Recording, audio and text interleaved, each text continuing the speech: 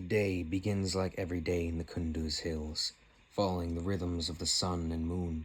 Before first light, even before the first stars begin to fade, my mother tugs at my quilt. "Get up, sleepy one," she says. "It's time to light the fire." I feel as if I've just gone to sleep. How can it be time to begin another day so soon after the last one has ended? Mother John leans then over my older brother Nur. To him, she says, "Get up, sleepy one. It's time to get water so that I can make tea." Nur grumbles, and the quilt rustles as he turns over. But Mother John does what she always does when we try to ignore her. She yanks the quilt up from the bottom and tickles his bare feet with a piece of straw. The quilt makes a popping sound as Nur kicks out, but Mother John is quick to get out of the way, despite her belly, which is enormous with my unborn brother. I'm sure it's a brother because my mother has been well and happy throughout her pregnancy. I have named my unborn brother Habib, which means beloved friend. I know Habib will be my friend, unlike Nur, who teases me mercilessly. Before Nur goes out the door, he picks up the nearly empty water tin and flicks a few drops into my face. It's icy and chases away any thought I might have of sleeping a few minutes longer. "If the rooster is up, so must the hen be up," he says, and his hand sloshes again in the water. "No, stop playing," Mother John says. "Najma, get up." She tugs at my quilt again. "After you fetch firewood, you must feed this bookery," she says, motioning to the brand new baby goat that stands on quivering, stick-like legs near the head of the cot where I got to sleep. She was born yesterday, and her mother won't feed her. I hold out my hand to the kid, who nuzzles the underside of her fingers, butting my palm with her nose. Then I throw back the quilt and reach for my shawl. The autumn morning air is chilly, and I savor the cool, knowing how hot it will be before noon. "Baba John is already milking the goats, and when he gets back he'll want his breakfast," says Mother John, folding my quilt so that I can't change my mind and crawl back under its warmth. At the thought of the milk my mother will bring, my stomach grumbles. Outside, Nur finds the pole and ties the ghee tins to either end of it with goat sinew. He hoists it to his shoulder and waits for me to walk with him to where the path leads down the hill to Baba Daria. The little stream at the bottom. Baba means old man, as well as father. We call it Old Man River because its thin ribbons twist together like the wisps of an elder's beard. "I saw a leopard's pug marks in the dust here last night," Nur says, just as we reach the fork in the path that will take me to the woodpile and Nur to the Baba Daria.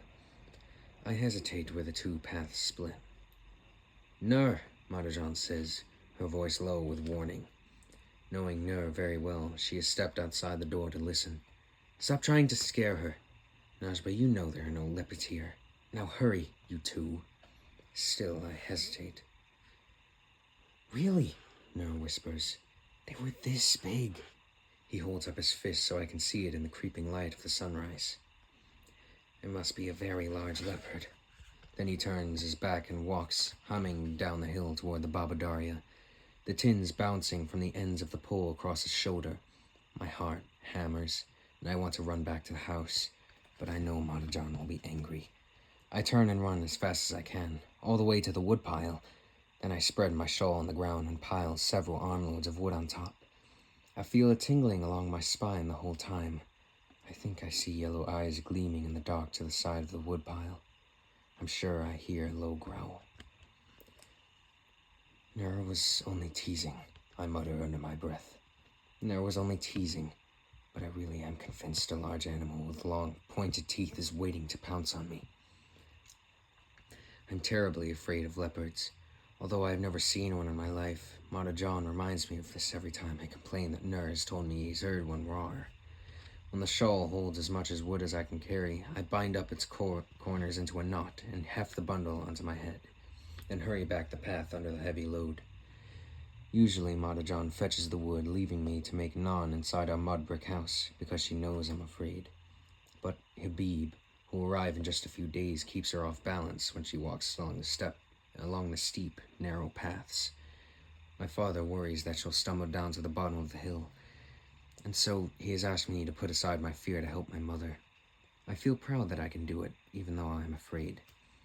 I sit outside the curtained front doorway and make a small pyramid of kindling inside the mud oven. Mata John brings out the basket that holds the pads of dough she's made and screws each piece on a hook that she suspends through a hole in the top of the oven. The goat kid butts insistently at my shoulder, wanting to nurse. A few minutes later, I hear Nur huffing under the weight of the water as he climbs the last few feet from the Babadaria. And only a moment later, Baba John comes whistling down the path that leads from the pens that hold our sheep and goats at the base of the foothills of the Hindu Kush. He carries a large pail of milk. The light is a pale green behind the snowy mountain peaks that hover over us, and a few morning stars still float there, waiting for the sun to send them on their way. We're going to have to take the sheep and goats farther up to feed, Baba John says, sitting down cross-legged in one fluid motion. The hills are parched and there isn't enough for them to eat. Usually the rain comes in spring and summer, and the hills lie curled on themselves, soft and brilliant, like giants sleeping under a giant carpet. Now they seem flatter, gray and misty with dust, just as they do in the dead of winter. But still, our farm feeds us. Twice a week, Nur and I make many trips carrying the ghee tins up and down the hill to the Babadaria, which now moves slowly, like a baba, too. Since there is little water in it, we carry them to the plot where my father grows vegetables and fruit for the market, and flowers for my mother. Baba John carefully pours tin after tin of muddy water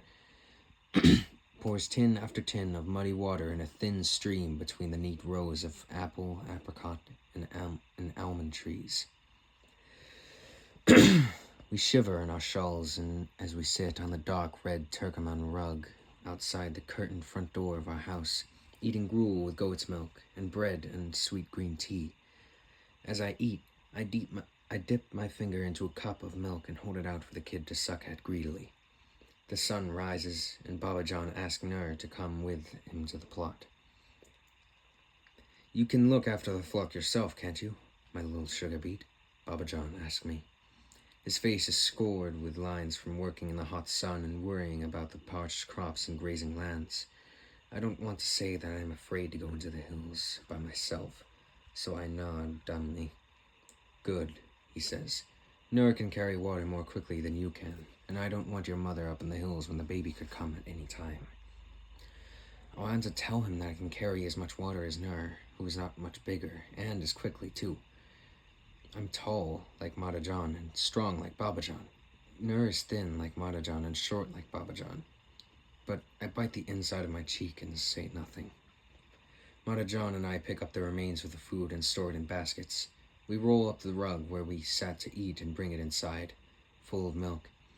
The kid curls into a little pile of fur and bone and sleeps just inside the doorway. After we have swept out the house, chickens scattering in a frenzy of angry clucks before our twig brooms. Mata John hugs me to her awkwardly, because Habib comes between us. "You are a good and brave girl," she says, stroking my face. I don't feel brave, but I don't trust my voice to speak, and so I nod as I did to Baba John. Mata John tucks a sack of dried apricots and small Salaman raisins and almonds into my pocket, smiling her gratitude even as she nudges me out the door. "I'll look after your little Bakri for you," she says. "She'll be fat by the time you return." I led the sheep and goats up the path to the hills behind the village. Wooden clappers make gentle thunks and plinks against the insides of the bronze bells tied around their necks. We live simply, but we have plenty to eat.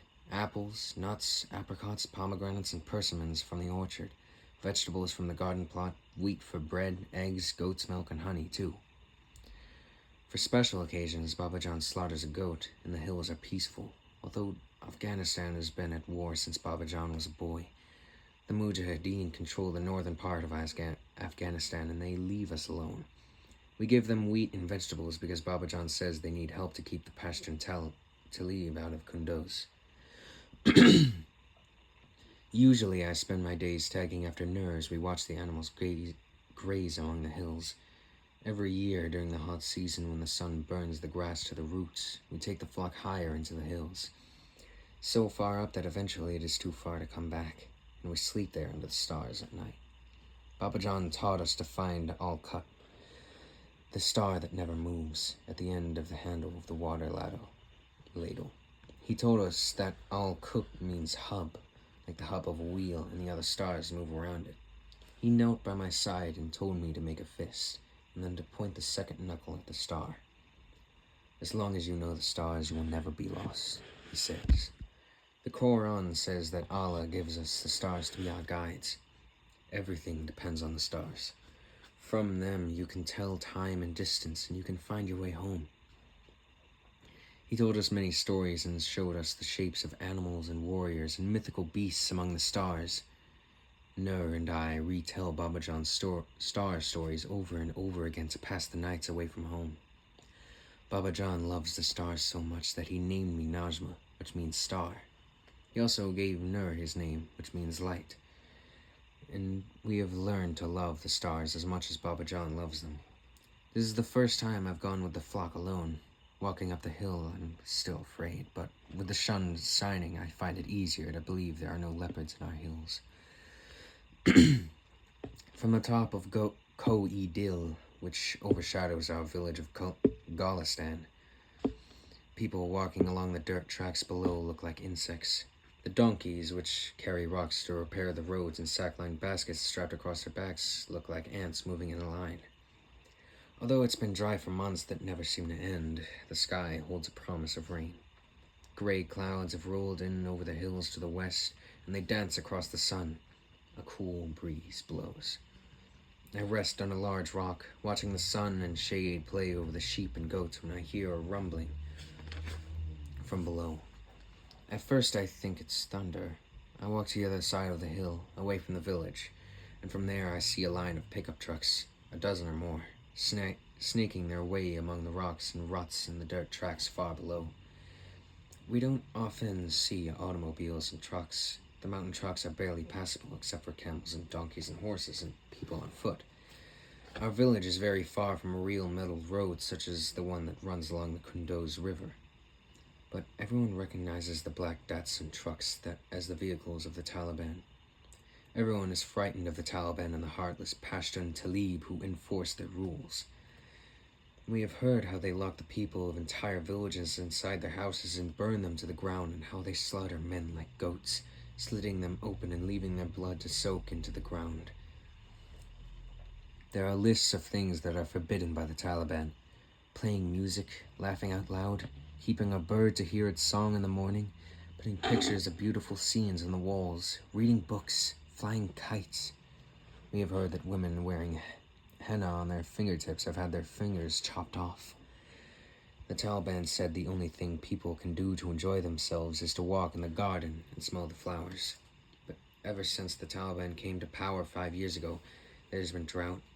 It's as if Allah has banished flowers to punish the Taliban for the evil things they do to people. I think of running down to warn people of Golistan, but I'm not certain I can reach the village before the trucks. I turn to see that the sheep and goats are grazing peacefully below me, and decide in an instant. I half run, half tumble down the hill to the village. When I am within shouting distance, the trucks are within hearing, and Mata John stands in front of the purdah draped over the doorway, shaking out laundry and hanging things over the legs of our overturned cots to dry in the sun. Each morning we drag some of the cots outside to make room in the house. The little kid nudges against her skirt, looking for more milk. When she hears the trucks, she straightens her back and arranges her blue chador so that it covers her face against the gaze of the men in the passing vehicles. "Where is Baba John?" I shout, and she extends her arm towards the fields, the opposite direction from where the pickup trucks have come. The vehicles, which are battered and covered with dirt, grind their way through the dust toward our house.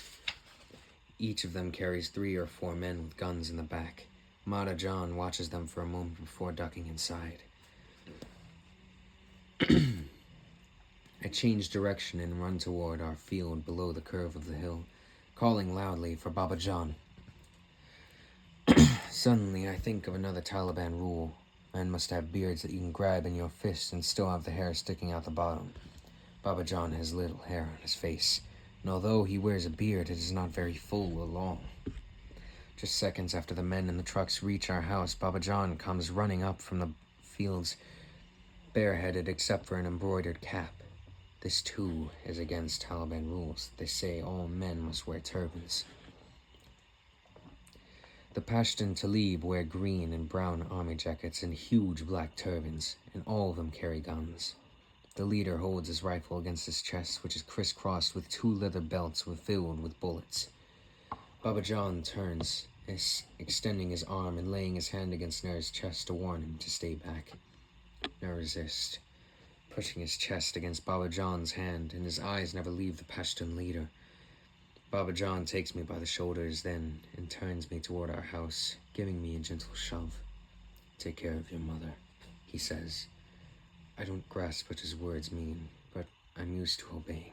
So I duck inside the purdah, where Mata John crouches, looking through the crack between the woven hanging in the door frame.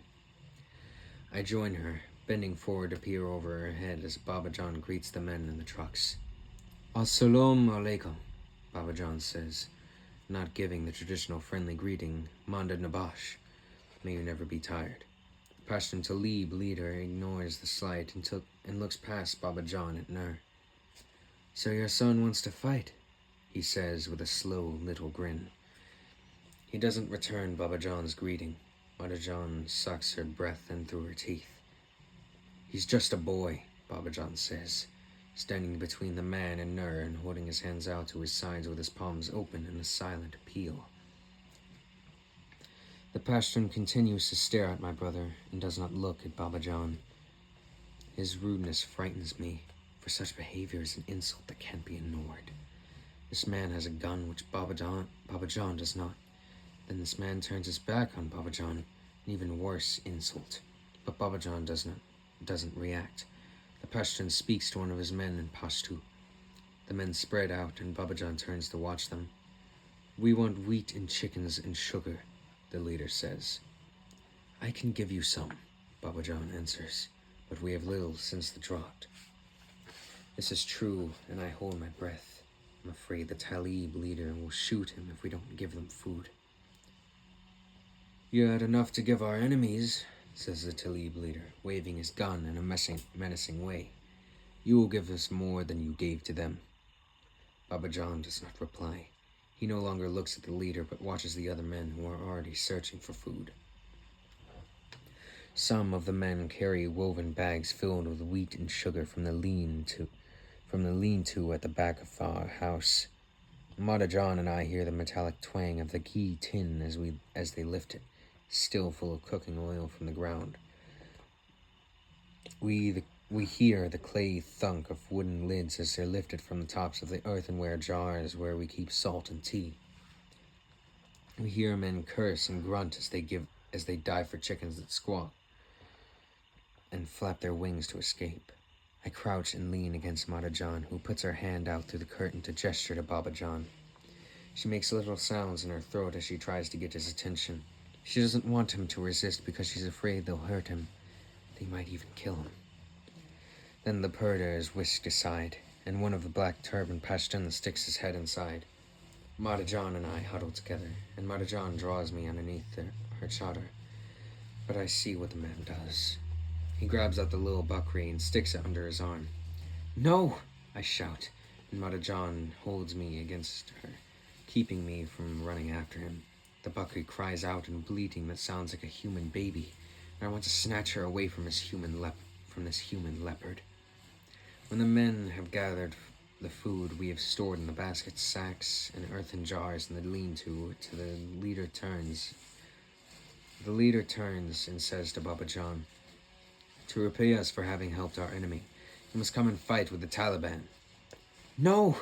Mata John cries. She shoves aside the curtain and stands to run to Baba John, who turns toward her and holds up his hand as if to say, "Stop."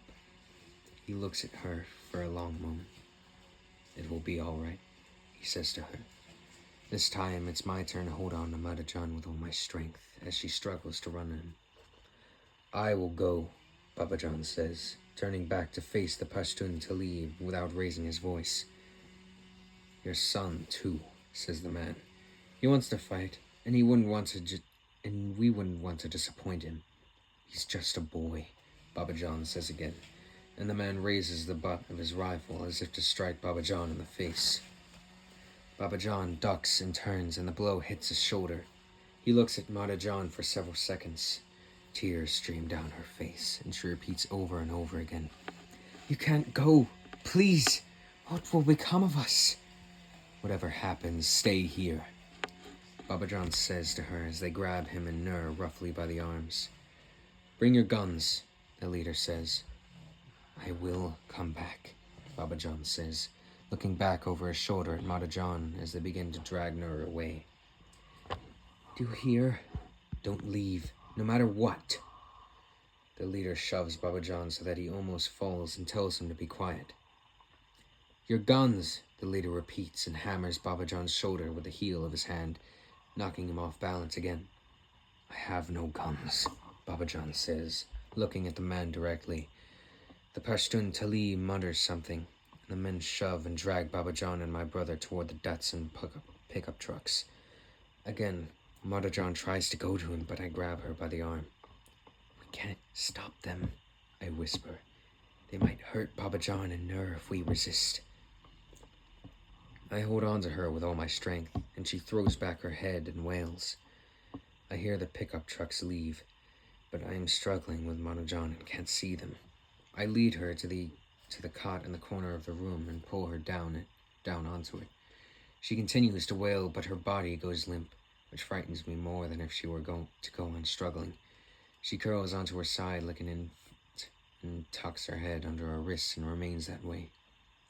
I go to the door and push aside the purdah. All I can see is the dust that billows in round brownish clouds as the trucks lumber away, dodging the holes in the dirt track.